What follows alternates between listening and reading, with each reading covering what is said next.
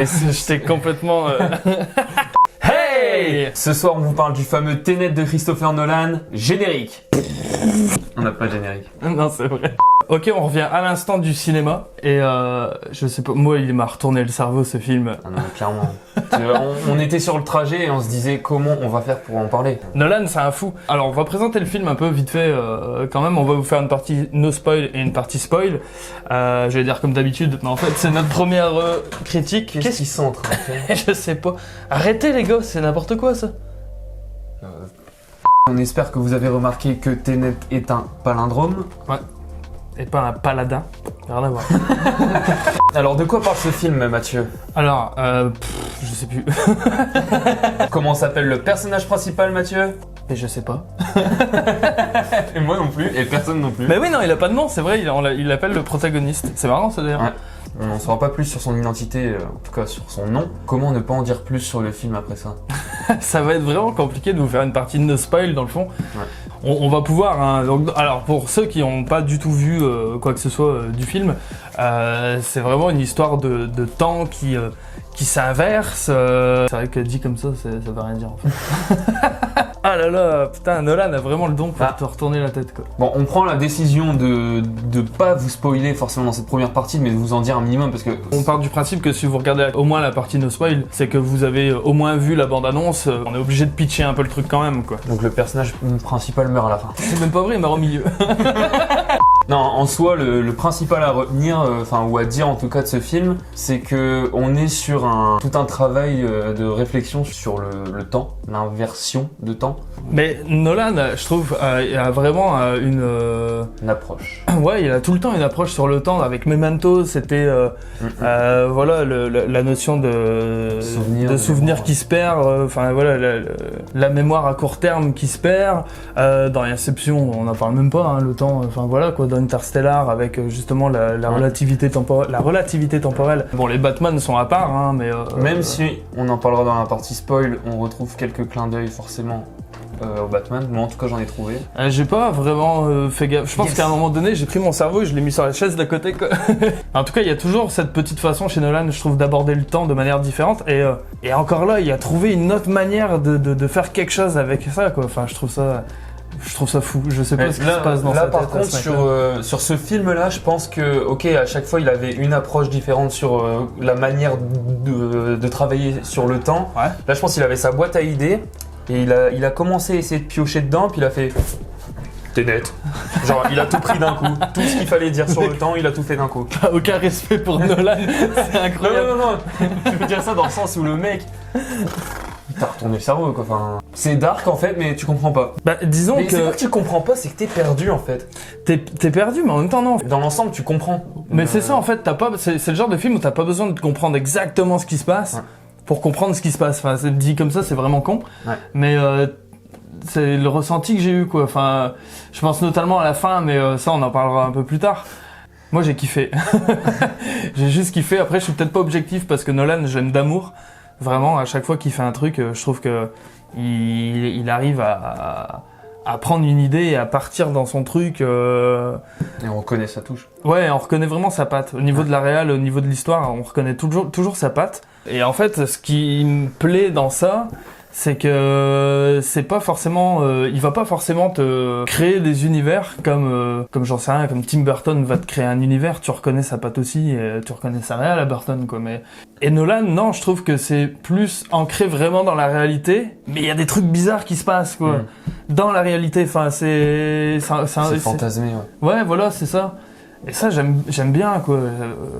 Bon, c'est pas un spoil quoi, mais quand il comprend, quand il voit les trucs se passer à l'envers, ça passe. Enfin, son cerveau au protagoniste, il fait comme, ok, d'accord. Toi, tu deviendrais fou quoi, tu vois. J'avoue, le mec l'a assimilé en 2 secondes. Ouais, c'est ça. Et pourtant, ça marche quand même quoi. C'était un des films que j'attendais vraiment le plus dans l'année. Déjà, faut le dire que ça faisait je ne sais combien de mois, comme beaucoup de personnes, que je n'étais pas allé au cinéma. Ça fait plaisir de revenir avec un film comme ça. Et franchement, avec l'attente que j'ai eue sur ce film, je n'ai pas été déçu du tout. Moi non plus, et j'ai pas vu passer les 2h30 quoi. Ouais, c'est vrai que je m'étais dit à un moment, peut-être que ça sera long, mais Je les ai pas vus passer non plus. Non, vraiment pas. Qu'est-ce qu'il branle? Non, le gars... Ah, par contre, ils s'améliorent, ils le font de mieux en mieux. Ouais, j'avoue que... On y croirait presque. Ouais. Vraiment des bouffons. Il a commencé, ça m'a mis les frissons, de toute façon, on s'est regardé. Ah là, j'ai eu les poils même. Ah, ça nous a fait du bien de retrouver du Nolan comme ça. Donc, les frissons. J'ai l'impression que le film est un peu retombé. C'est qu'au début, je me disais, ok, les personnages, un peu comme la façon d'appeler le protagoniste, je me suis dit, ils ont pas assez d'identité, on n'en sait pas assez sur eux en fait. Tout le reste du film il est bon, il y a de l'action, il y a du scénario, il y a tout ce qu'il y a dans Tenet, quoi, on en parlera encore après. Ouais. Mais on n'est pas fort attaché aux personnages en fait. Ils sont élégants, c'est un peu des 007 qui sortent comme ça de nulle part. Ouais. Mais on n'a pas de passé sur eux, ils ont pas d'attache. Et après seulement à partir du moment où je vais pas le dire. Ou gros spoil. Mais il y a un moment où en fait tout ça bascule. Tous mes préjugés sur ce film, ils ont changé. Ouais, ok, d'accord. Donc ça va, j'ai été je suis revenu en état de me dire ok, ce film est génial. Quoi. Tu vois, je dis pas, j'ai pas été déçu du tout, mais il m'a pas non plus chamboulé.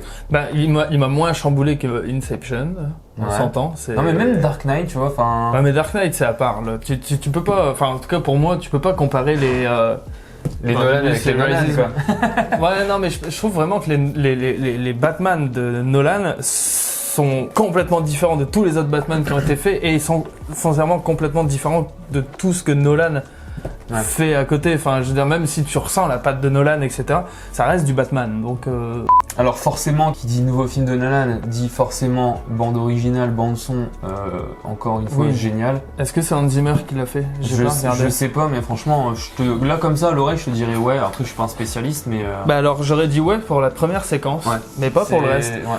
C'est beaucoup plus des thèmes que des musiques. Des ambiances aussi, pas mal. Ouais, voilà, c'est ça. Et En fait, on va se retrouver avec une musique vraiment sourde. Ah, le début m'a fait grave penser à Batman. Hein.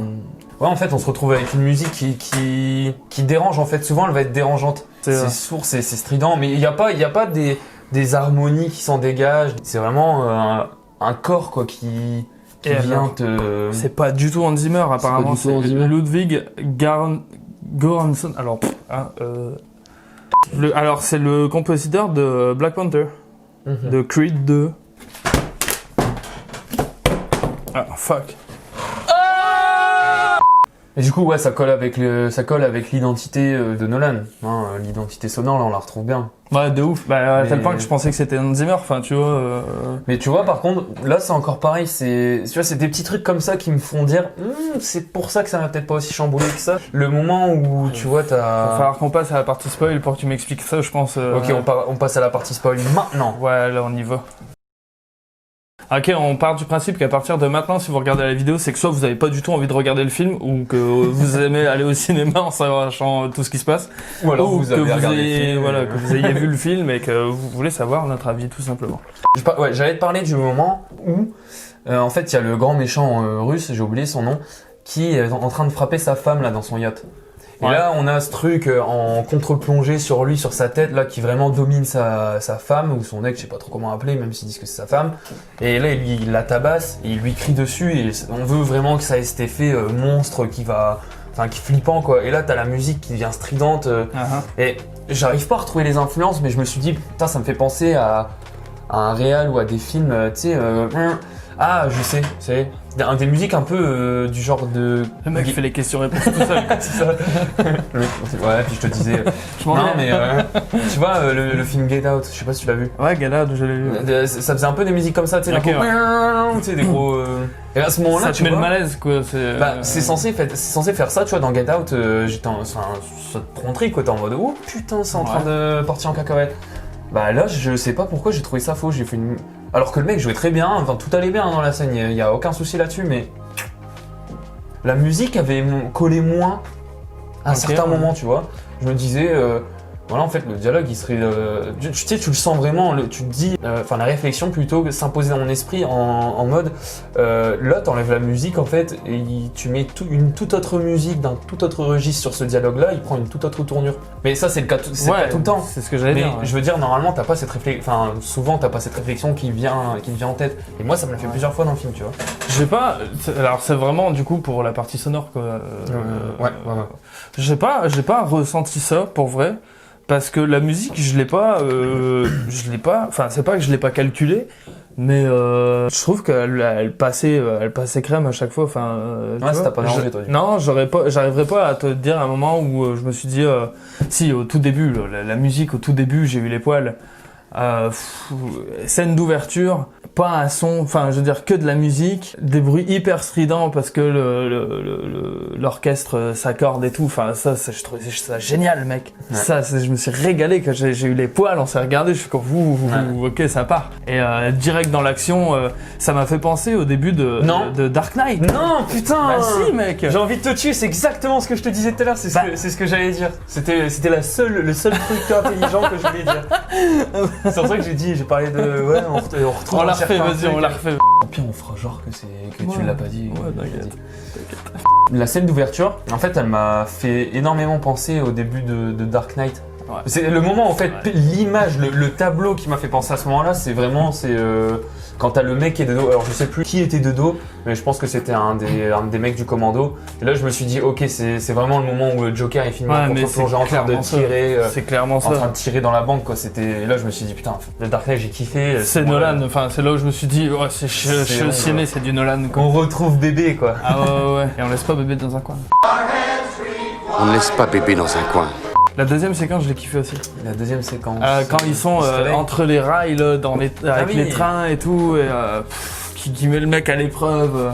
Et même à ce moment-là, qui a pas eu le seul indice entre guillemets qu'on a eu à ce moment-là du film par rapport à tout ce côté inversé du temps, etc.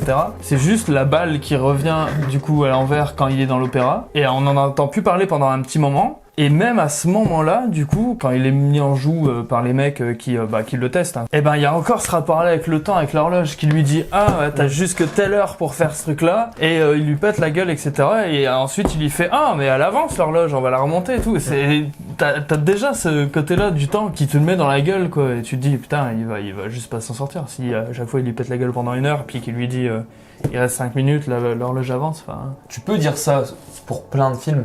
Mais là, c'est vraiment typiquement le genre de film, en plus c'est du Nolan, où tu vas le voir une deuxième fois, mais là tu redécouvres plein de trucs. Et là, je suis sûr qu'il y a plein d'indices dont on est passé à côté. Ouais, on a remarqué dès le début le rétroviseur pété de la voiture dans la séquence de poursuite sur l'autoroute.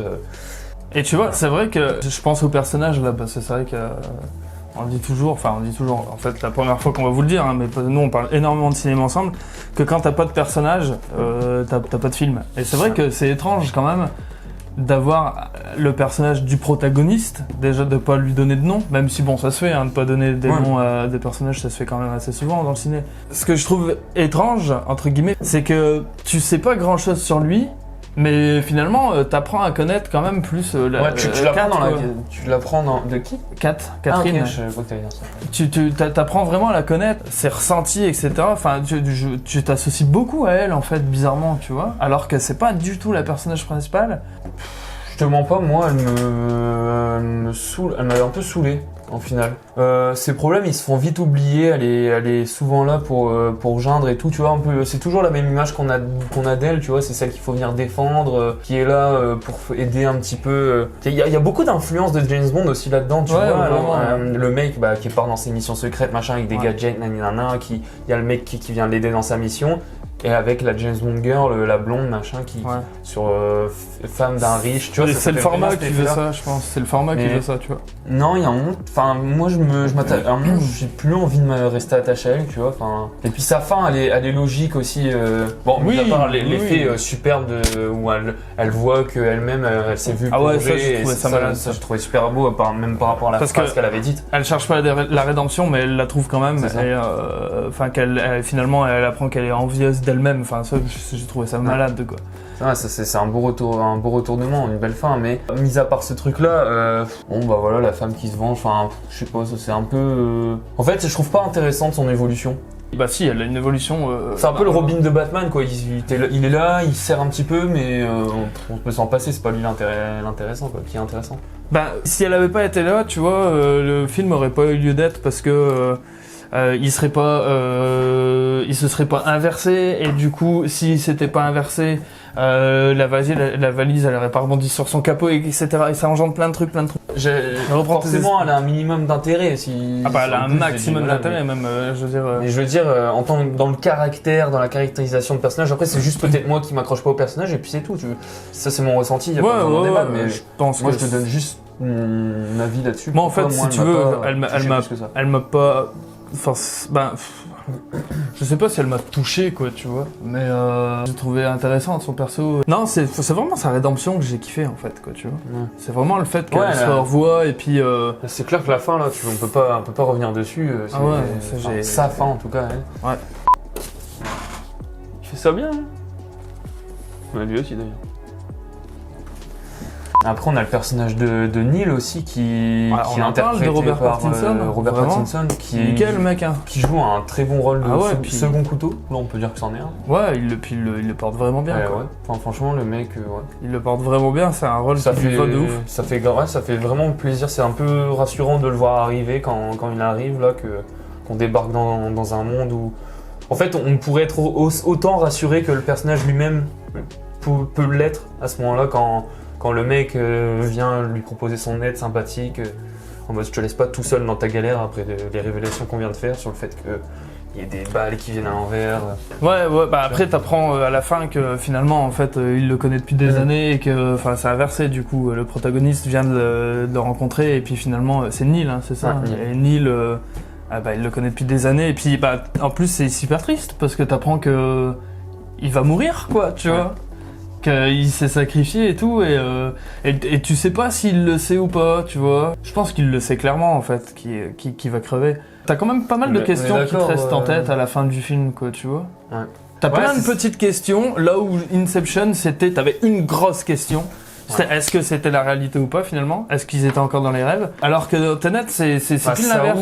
T'as plein de petites questions qui te restent comme ça en suspens. Je trouve ça vraiment cool aussi, quoi. Mais voilà, puis fondamentalement pour l'histoire, c'est pas important d'y répondre ou pas, quoi.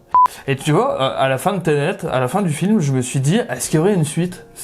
Il pourrait clairement avoir une suite, tu vois. Je pense pas que ça soit prévu. Ouais, je vois ce que tu veux dire. C'est vrai que j'ai eu cette réflexion-là, mais en même temps, après en y réfléchissant, je me suis dit, non, c'est bien comme c'est. Ah ouais, non mais clairement. Hein. Parce que le concept est utilisé, quoi, après... Ouais, mais c'est pas fermé à une suite. Regarde, à la fin, quand il déboule là devant Priya et puis qu'il lui dit en fait, j'ai compris que j'étais ton boss et tout, machin, qu'il la bute... tu pourrais partir dans un gros truc, là, sérieux. Au début, Neil, t'as l'impression qu'il est un peu useless et qu'en fait, il sait pas trop ce qui se passe, mais que voilà, mais en fait, c'est celui qui sait le plus de choses finalement. Ouais. Parce qu'on arrive à la fin de sa vie où lui, il a déjà vécu tout de sa relation avec le protagoniste et du coup, le protagoniste lui a tout appris. Ouais. C'est baisé, en vrai. Mais dit comme ça, c'est incompréhensible en fait. En parlant de ça, par rapport au fait qu'il m'avait peut-être pas autant chamboulé que ce que j'aurais cru, c'est par rapport à Dark, la série, qui est clairement une question tout un gros questionnement sur le temps, sur son influence, sur les relations intercalées quand tu retournes dans le passé et l'influence que ça a et tout.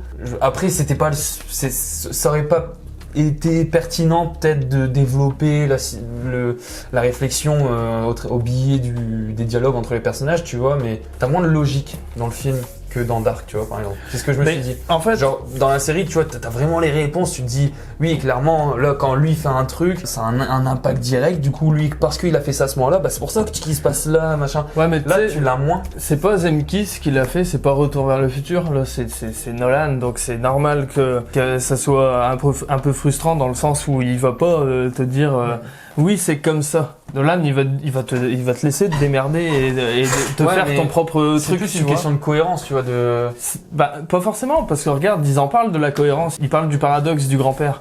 À savoir, si tu vas dans le passé pour tuer ton grand-père, en fait, c'est pas possible de tuer ton grand-père dans le passé parce que, sinon, t'aurais pas existé. Du coup, t'aurais pas pu te rendre dans le passé pour buter ton grand-père. Enfin, tu vois. Qu'est-ce qu'il répond? Il répond, non, mais c'est comme ça, vieux. Enfin, tu vois. Et en fait, il se dédouane de ça, quoi. Oui, c'est exactement ce que j'allais dire. C'est que, c'est peut-être trop de la simplicité, tu vois. Je trouve pas, moi. Parce que le mec te dit, si tu vas dans le film, en gros, il parle du paradoxe du grand-père. Mais c'est ça, c'est un paradoxe. C'est un paradoxe, parce qu'il lui dit, il lui répond ça justement. Ça s'explique pas un paradoxe, enfin tu vois, un paradoxe c'est un paradoxe. Mais oui. Et le fait de lui dire, bah oui effectivement c'est pas possible, bah en fait du coup le film serait parti dans une autre direction parce que...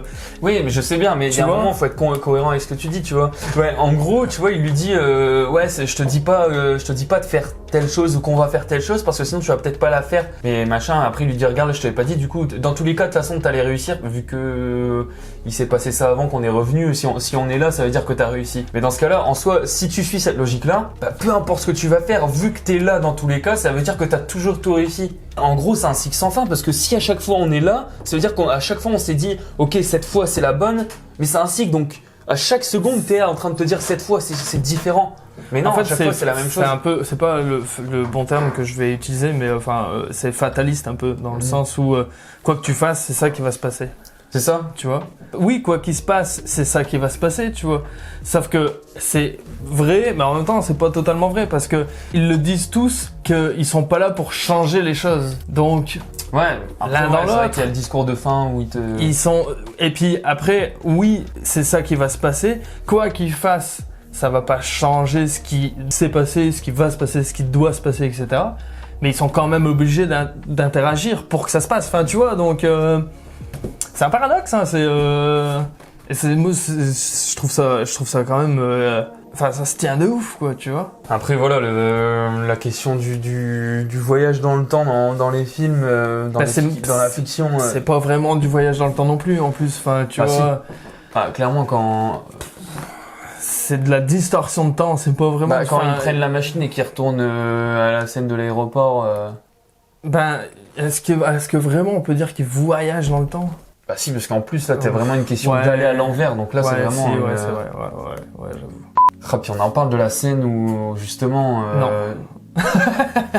On en parle de la scène où ils se retrouvent à se battre, au final tu l'apprends à la fin, contre eux-mêmes, enfin surtout contre le protagoniste qui est habillé en commando quand après le moment où l'avion a explosé et que ça a déclenché la fermeture des portes dans l'aéroport avec la salle secrète et tout. Mais je l'ai vu venir en vrai. Ouais, on l'a senti venir, mais je l'ai vu venir dès que Robert Pattinson est enfin vraiment la première scène. Il a laissé le truc partir. Je me suis dit, je pensais que ça allait être lui-même. Tu vois, en disant ça, je viens de penser à un truc. C'est peut-être dans les intentions ou c'était peut-être fortuit. Mais mais non, en tout cas dans l'intention je trouve ça, enfin j'aime bien les détails comme ça, tu vois. Le mec est là, t'as ce côté, il le dit souvent en plus, t'as ceux qui vont vers l'avant dans la réalité normale et ceux qui vont en arrière, donc forcément au moment ils se croisent et ils sont en miroir. Et ils le disent plusieurs fois que s'ils se retrouvent pas en version miroir, et t'as souvent ce truc pour représenter la fenêtre. Avec le mec qui se croise forcément, il y a un moment ça colle. Et je trouve ça bien fait de se dire que, et je suis sûr qu'en vrai Christopher Nolan c'est tellement un ouf que tu prends le temps de film. Ah c'est certain. C'est les deux séquences, elles se retrouvent. Tu prends la moitié, elles se retrouvent. C'est certain. Putain, par contre, tu me stresses de ouf parce que tu finis aucune phrase, quoi. Genre vraiment, c'est affolant, quoi. Je te parle juste du fait que dans ces deux séquences-là, que je suis sûr qu'ils se retrouvent symétriques au niveau du temps du film. Bah voilà, je trouve ça bien de se dire, ok, d'un côté tu l'as eu filmé du point de vue. Et t'en reviens même aussi au point de vue du protagoniste habillé en civil, quoi. Et après tu l'as du point de vue de lui-même habillé en... Et je trouve ça énorme. Là c'est vraiment là qu'aussi la branlette de cerveau elle se fait, parce que tu vois sous toutes les facettes, sous l'effet miroir, sur le temps qui s'inverse. Quand t'es du côté de la réalité normale, tu tiens avec le protagoniste habillé en civil, et après à l'autre moment tu tiens avec l'autre forcément parce que c'est filmé de son côté et tu suis son histoire à ce moment-là. Mais en soi c'est juste les deux putains de même personnages, tu vois. Et je trouve que ça soulève tellement de questions. T'as vu que dans les deux combats t'as des mouvements et à l'envers et à l'endroit à chaque fois. Ça c'est malade aussi. Ça par contre vraiment. C'est malade. Alors pour le coup j'ai vu les entraînements. Je les ai vus sur Insta. C'est malade, enfin... Mais je parlais de ça tout à l'heure, je disais, il y a un moment qui a fait que ça m'a fait changer d'avis, il y a une rupture dans le film qui m'a fait dire, ok, là c'est bon, je réapprécie, c'est quand ça a pris toute une autre dimension, quand il est parti lui-même en marche arrière. Ah ouais, de ouf. Là ça... Il y a eu une cassure nette, là tu t'es encore plus mis dedans. Donc c'était cette cassure-là. Et ce que j'allais dire, c'est que, en tout cas au début de cette séquence-là, quand il découvre le monde à l'envers, je pense pas que ça a été filmé à l'envers, parce que ça se voyait dans ses gestes qu'il y a eu un travail d'acteur de courir à l'envers de... Peut-être. Alors je me suis mis dans la tête de toutes les personnes qui voyaient ces mecs-là marcher à l'envers et tout. Et je me suis dit, ouais, ils doivent capoter quoi, ils doivent se dire, mais c'est quoi ça? Et un truc par contre que j'ai apprécié aussi, c'est quand on parlait de la caractérisation des personnages, c'est que t'as des petites touches d'humour parfois et franchement elles sont appréciables. Quand il vient taquiner là le grand méchant à sa table, tu sais il a toujours la petite parole face au méchant. J'ai kiffé au début quand Neil dit braque les mecs et dit mangez ça va refroidir. C'est ça m'a flingué quoi. Ouais, en fait, ce qui donne tout de suite le ton là dans le film, qui donne ce ton aussi braquage avec le Joker au début de Dark Knight, c'est la caméra portée. Putain, il s'en sert tellement bien de cette caméra épaule là pour suivre les personnages. T'as pas des cuts comme quand. C'est pas des cuts inutiles en fait. Il y a un mec qui regarde un truc par terre, un flingue pendant un combat qui tombe au sol, c'est boum, c'est suivi et ça revient dessus. Et ça donne de la réalité dans. De la réalité, mais en même temps. Mélangé au fantasme du combat de cinéma quoi. Enfin, même quand il a des cuts, des fois ces cuts ils font un petit jump dans le temps, tu vois. C'est pas hyper raccord quoi. C'est exactement. Et ça marche de ouf en fait. Et c'est même pas en mode ouais ça passe, tu vois. C'est que non, c'est clairement ça qu'il fallait faire pour que ça marche. Enfin c'est. Je l'ai remarqué aussi ça. Ouais. Dans son montage, ça j'aime bien. En vrai, il y a vraiment un moment particulier qui m'a fait penser à Inception. En gros, elle était en train de raconter son histoire, comme quoi elle s'était fait avoir par son mari. Par rapport à la toile, etc. Et quand elle parle de ça, quand elle dit ouais, et puis je suis parti en vacances avec lui, bah, on a fait en sorte que ça marche, bam, t'avais une image comme ça d'elle de dos et tout. Enfin, ça m'a fait penser de ouf aux images des enfants dans Inception, de Mel et tout quand ils sont à la plage. Enfin, tac, hop, on te le balance, bam, hop, tu te le prends et. À la fin de chaque critique, nous allons mettre des notes. Ouais, on va mettre des notes. On pourra faire notre petit classement perso. J'en sais rien, en vrai, je sais pas, j'hésite quoi, mais je dirais peut-être 8, tu vois, sur 10, bien sûr. Ah, t'as changé d'avis. Ouais, parce que je suis sorti du ciné, j'ai dit c'est un bon 9, mais on peut mettre des virgules ou pas? Je peux-tu mettre 8,5 Oui, on peut mettre des 0,5. Parce que vraiment, en fait, je trouve pas de défaut, tu vois. J'ai kiffé, je trouve que l'histoire est vraiment cool, je trouve que les personnages sont cool. En fait, tout marche, tu vois, je trouve que tout marche. Mais je sais pas pourquoi, pas 10. Non mais je sais, enfin j'ai ce ressenti-là, c'est juste que il va au bout de son truc, donc il va pas t'inventer des trucs qui manqueraient pour faire un 10, tu vois, mais c'est juste que ça marche à fond dans ce que c'est. Ça marche comme un 8,5, 9. Totalement honnêtement, est-ce que t'es pas un peu déçu par rapport au trailer? Un petit peu, hein, tu vois, genre les 2 points que ça te coûte les 1,5 points. Non, je suis pas déçu, non. Ah mais vas-y, c'est vrai que déçu c'est trop. Même moi je disais que j'étais pas déçu, c'est trop fort de. Non mais c'est trop fort de dire déçu, tu vois, mais. Je m'attendais un peu moins. Ouais, je m'attendais peut-être pas à ça, tu vois. T'as pas d'attente et puis tu penses comprendre peut-être éventuellement ce qui va se passer par rapport au temps, au truc inversé et tout. Bah en fait, avec le trailer, t'es à une année-lumière, tout le monde t'a vu. Il en a joué dans le trailer, il a joué encore de ce retournement des images. Hein. Moi je pensais, je m'y attendais trop à ce moment-là de la descente de la façade. Tu les vois dans le son serveur, je crois. Non, en fait non, j'ai de la merde parce que même quand ils montent d'une façon particulière. Ouais, mais en et fait, dans le trailer, t'avais l'impression qu'ils étaient en train de descendre. Non, dans le trailer, t'as l'impression qu'ils sont en train de descendre à l'envers. Ouais, qu'ils sont en train de descendre en rappel. Ouais, c'est juste qu'ils montaient chelou. Non, mais en fait, j'ai rien dit, mais pareil, comme ça, là, moi, je te dirais un 7 par rapport à noter, quoi. Ouais, c'est ça. C'est ça, par rapport à tout ce qu'on dit, putain, je te mettrais un 7, mais en même temps, quand je me dis, putain, 7, c'est quand même vachement bas, quoi. Ouais, c'est rough. Mais moi, quand je le dis, là, j'ai pas l'impression de lui mettre une mauvaise note, tu vois, mais après, je me dis, putain, ouais, un 7, alors que tu vas me donner un autre film, je vais juste passer un putain de moment, je vais dire, ah ouais, vas-y, ça va être 8,5, tu vas me dire, bah, tu fous de ma gueule, t'as mis 7 à Tenet. Ouais, mais c'est trop bizarre. Ouais, non, c'est vrai que 7, c'est quand même trop bas, non. Je pense que Tenet, c'est le Nolan, ou Once Upon a Time in Hollywood, c'est exactement ce que je me dis depuis le début. C'est super bien. Mais. Non, 7,5. On met nos notes. 7,5. Je vais clairement rien incruster là-dedans. Une tête de clown. Tiens, vas-y, refais-le. Ouais, si t'es ça, t'as juste à marquer 7,5. Ouais, non, 8,5 clairement. Sur ce, moi je vais retourner au ciné en fait pour aller récupérer mon cerveau parce que je l'ai clairement laissé là-bas. Et moi je vais retourner chez moi me mettre une centaine de baffes parce que je suis sûr que je vais me dire pourquoi j'ai pas parlé de ça dans la critique. Mais enfin bref, on l'a faite. On vous dit à la prochaine fois pour une autre critique. Exactement. À bientôt et n'oubliez pas de vous abonner. Ciao. Ciao.